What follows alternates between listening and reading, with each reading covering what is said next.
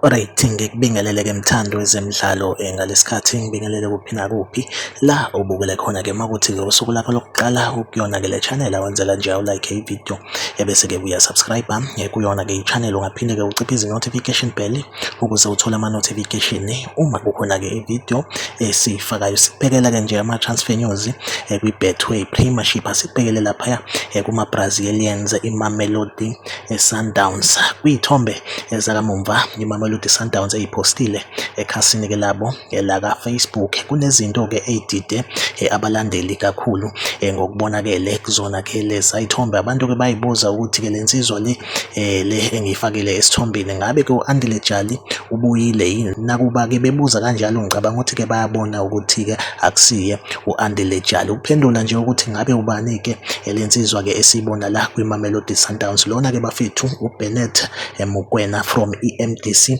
iMamelodi Sundowns. Bese kuba khona-ke lo abantu kube bebuza ukuthi-ke ngabe uyamali yini lo, ngabe uyamali wakatemu? Cha bafethu, naye-ke lo uyena-ke laphana-ke uJunaid Sidat naye-ke ubegijima kwi-MDC yeMamelodi Sundowns. Ngithi nje angizocacisa lokho since ngibona ukuthi-ke abanye abantu-ke badidekile ukuthi-ke ngobani lezi nsizwa-ke eseyisayine iMamelodi Sundowns. Hayi cha, laba badlali-ke bagijima-ke kuyona-ke i-MDC yeMamelodi Sundowns. Like ividiyo, subscribe ku-channel, mina nawe asihlangabezane kwividiyo elandelayo, nisale kahle.